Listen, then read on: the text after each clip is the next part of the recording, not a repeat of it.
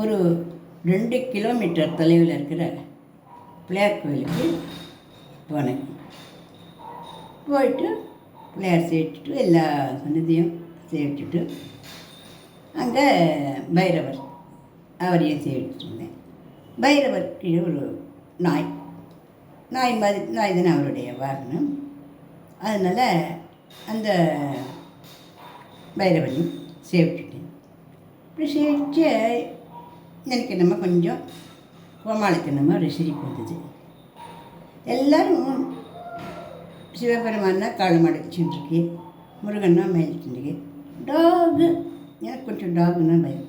இது என்ன வாங்கணும் அப்படின்ன மாதிரி இருந்தோம். பைத்தியம் போல் இந்த மாதிரி நினச்சிட்டேன்னு வச்சுக்கோங்களேன். நினச்சிட்டேன். தேசம் தூள் போட ஆரம்பிச்சிது. எல்லோரும் கோவில் இருக்கிறவங்களும் துத்துரவா பிரசாதம் வாங்கிட்டா. எனக்கு மிளகு போட்ட தயிர் அண்ணன் கொடுத்தா, அதையும் வாங்கிட்டேன். கையில் வாங்கிட்டு எங்கே நாய்க்கு தெம்புறதான்னு பார்த்தேன். ஏன்னா நம்மளுக்கு எதை பிடிக்கலையோ அதை தானே நம்ம அப்படியே பார்த்துட்டே வருவோம். அதான் நம்மளோட பழக்கமே. நமக்கு எதை பிடிக்கலையோ அதுதான் நம்ம பார்த்துட்டு இருப்போம். நிஜமாக எனக்கு நாய் கொஞ்சம் பிடிக்காது. அதனால் நாய்க்கு வரப்போகுது, நம்ம கையில் வர பிரசாதம் வச்சுருக்கோமே, பின்னாடி துரத்தினா இருப்பதேன்னு நினச்சிட்டேன். நான் நினச்சிட்டு தான் தாமதம் ஒரு கருப்பு நாய் என்னை துரத்திட்டே வந்தது. அந்த கோவிலேருந்து டக்குன்னு ஆட்டோ கிட்ட பிடிச்சி ஆற்றுக்கு வந்துடலாம் அப்படின்னு பார்த்தா மழையினால எந்த ஆட்டோவும் நிற்கலை. அது மட்டும் போயிட்டே இருந்தது. சரி, இங்கே ஒரு ஷெட்டு இருக்கும், அந்த ஷெட்டு கீழே நிற்கலாம், தகர ஷெட்டு ஒன்று இருந்தது, அங்கே நிற்கலாம் அப்படின்ட்டு. அந்த நாய் என்ன பண்ணிட்டு அது பின்னாடியே அந்த ஷெட்டுக்கும் வந்துட்டு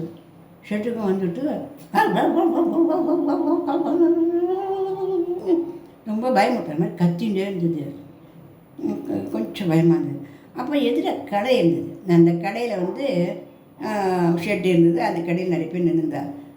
இங்கே நின்று இருக்குங்க மம்மி இப்படி வாங்க, இங்கே இடம் இருக்குது அப்படின்னா. அங்கே எங்கேம்மா இடம் இருக்குது? இடமே இல்லையே, இங்கே நீங்களே எடுக்கி நிற்கிறீங்களே அப்படின்னு அங்கே தான் நான் சொன்னேன். பரவாயில்ல வாங்க, நாய் கத்துறது பயப்படுங்க, அப்புறம் என்ன அப்படின்னா.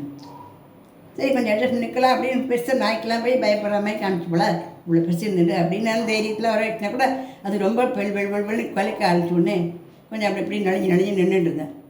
அதுவா அப்படின்னு நீ தலைப்பெல்லாம் பிடிச்சி இழுக்க ஆரம்பிச்சு கொடுத்தோம்.